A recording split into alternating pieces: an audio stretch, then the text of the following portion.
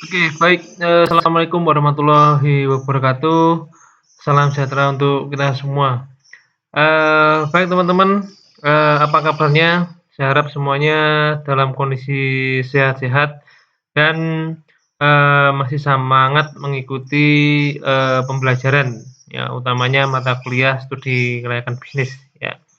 Baik, sebelum saya masuk ke materi selanjutnya teman-teman ya, saya sedikit, review dari beberapa, yang sudah saya nilai terkait ETS kemarin ya. Jadi ini untuk semuanya ya, jadi review untuk semuanya.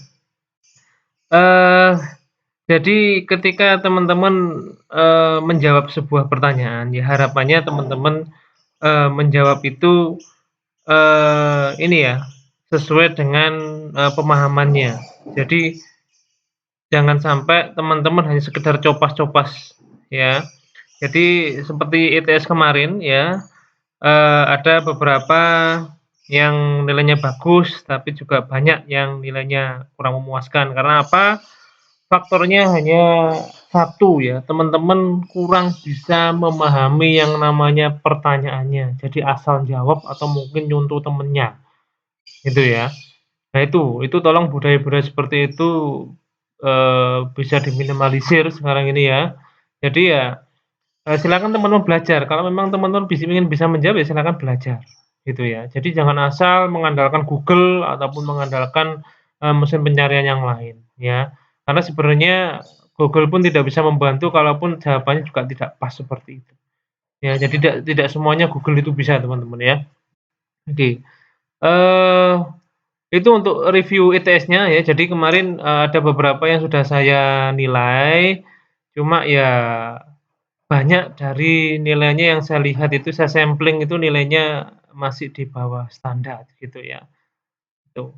Jadi saya minta teman-teman, silakan diperbaiki lagi, silakan belajar lebih keras lagi ya teman-teman ya.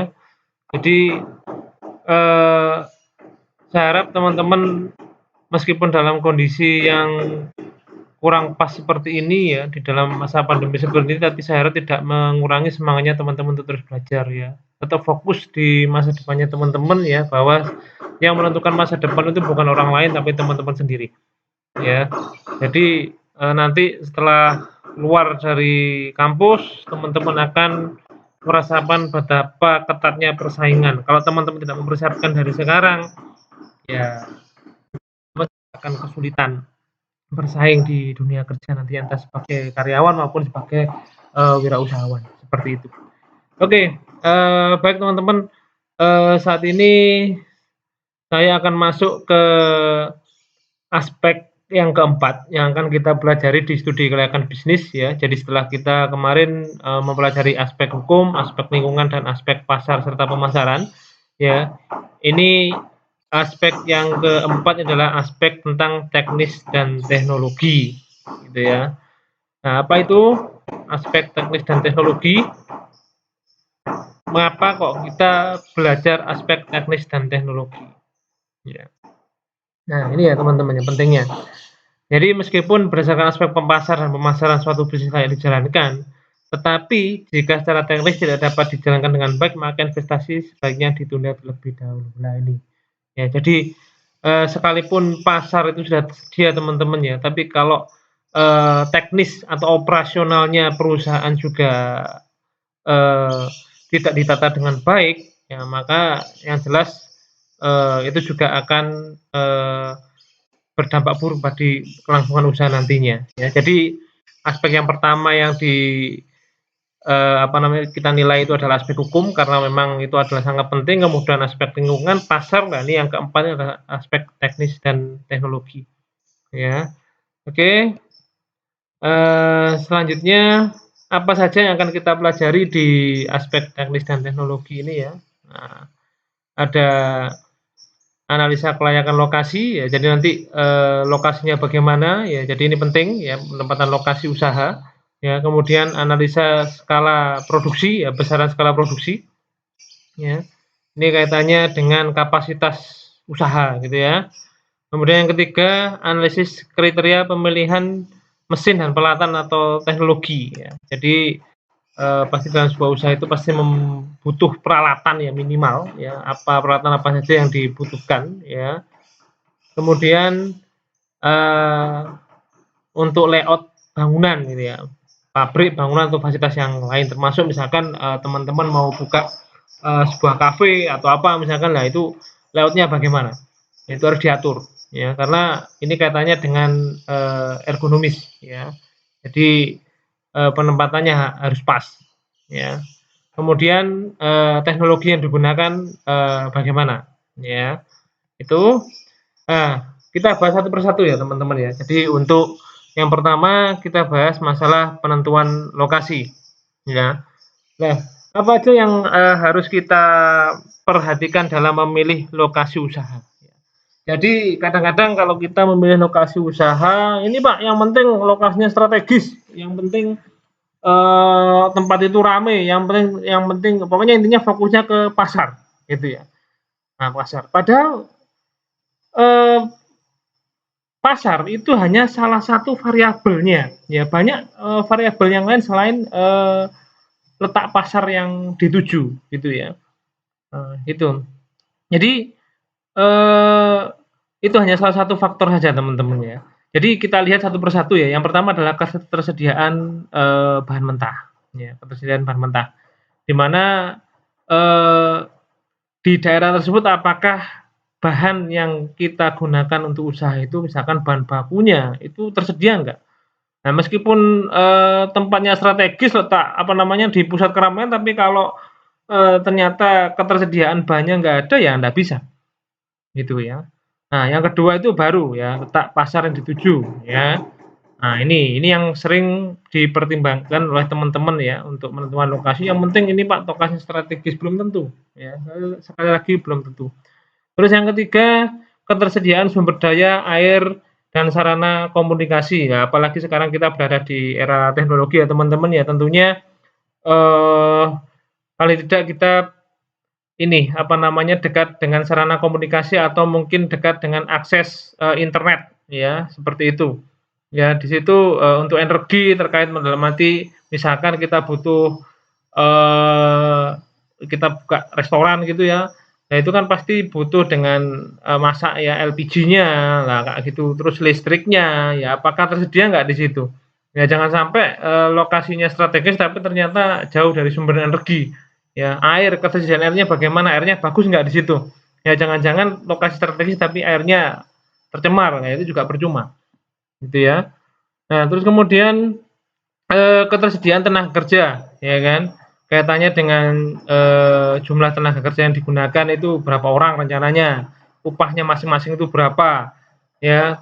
Terus kemudian, karakteristik yang dibutuhkan itu seperti apa tenaga kerjanya ya. Nah terus kemudian, biaya pendahuluannya katanya untuk rekrutmen dan lain-lain, itu bagaimana ya. Ini ketersediaan tenaga kerja ini, sedikit, nanti sedikit kita bahas di sini, nanti akan kita dalami di aspek manajemen dan sumber daya manusia, ya.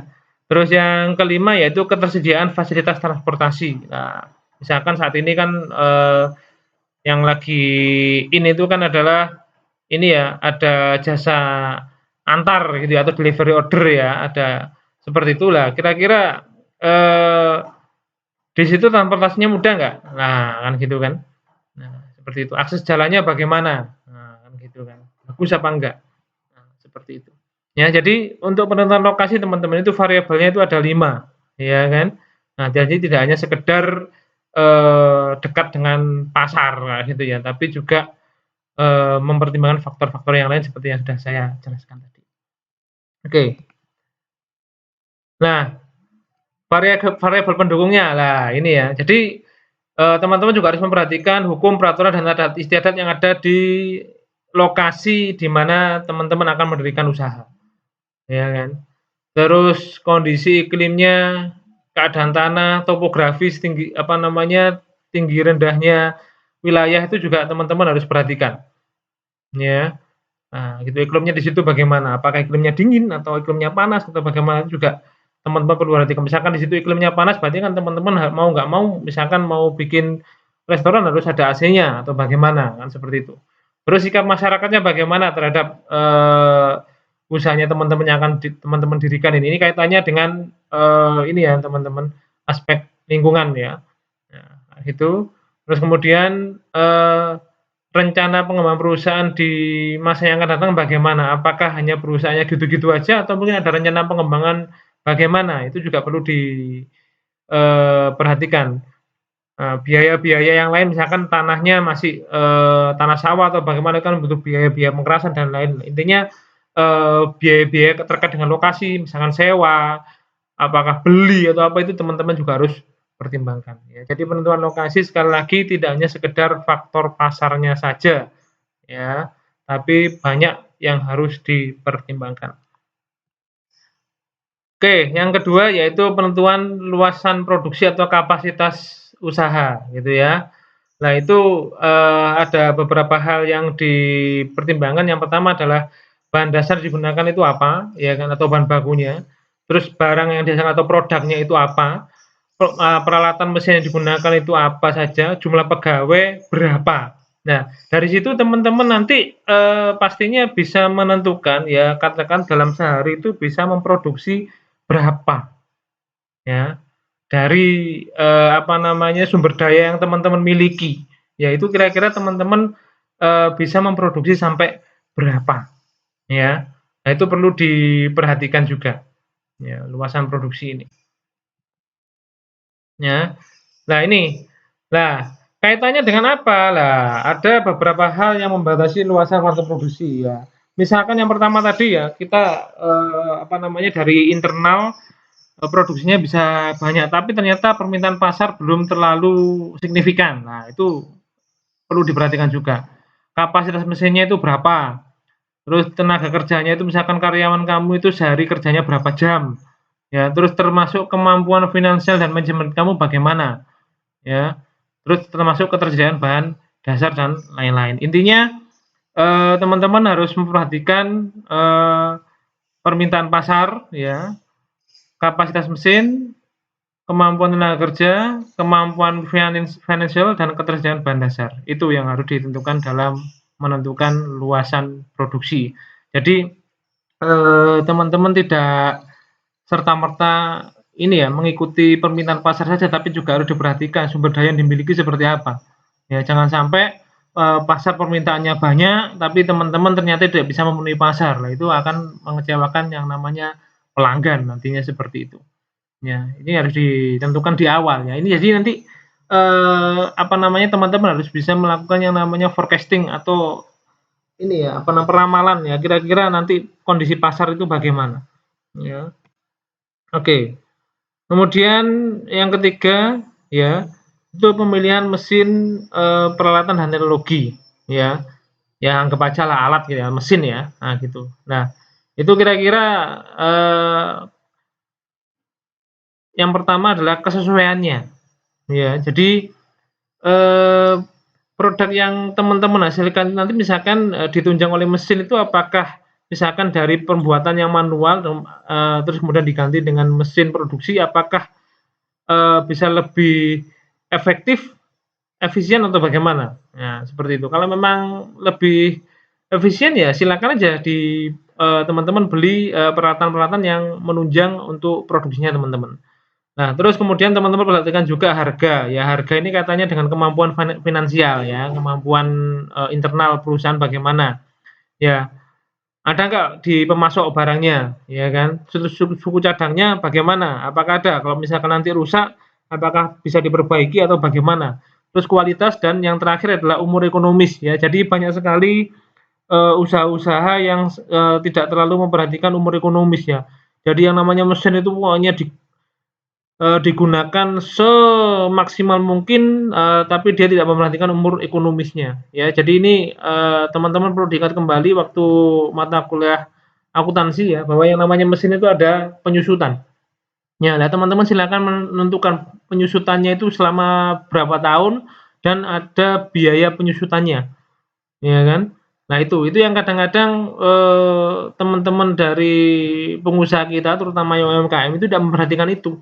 Ya mereka asal pakai aja ketika mesinnya rusak mereka bingung beli yang baru. Padahal kalau kita menggunakan teori, biaya penyusutan, nah itu nanti, kita susutkan, biayanya kita ini ya, nah nanti ketika alat itu umur ekonominya sudah menurun, nah itu bisa kita sudah habis ya, bisa kita jual tapi kita tetap bisa beli mesin lagi gitu ya.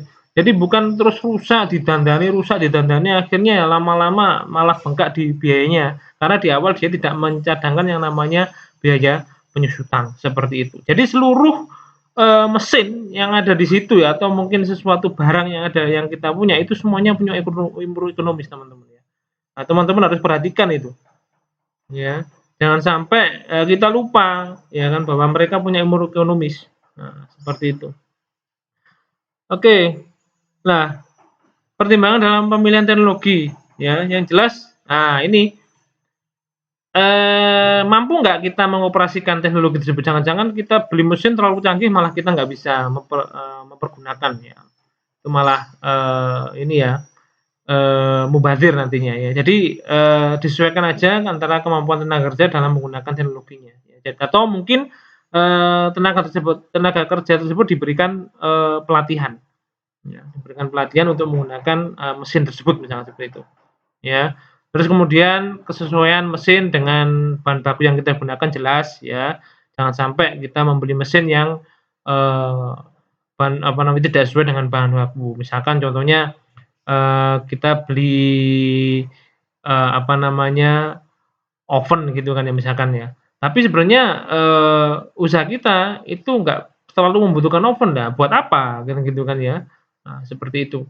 Kemudian, eee, kira-kira ke depannya, ini kan pasti yang namanya alat itu kan pasti berkembang ya kelamaan gitu ya, tidak hanya sekedar monoton itu aja. Lah kita juga harus bisa mempertimbangkan dengan efektivitas, mesin dengan usaha yang kita jalankan, ya. Terus kemudian teman-teman juga boleh, melihat keberhasilan pemakaian teknologi di tempat lain atau misalkan teman-teman melakukan studi banding ya, kira-kira di tempat lain, di usaha yang sama itu, bisa lebih maju atau bisa lebih efisien itu menggunakan teknologi apa. Nah, itu bisa teman-teman, ikuti.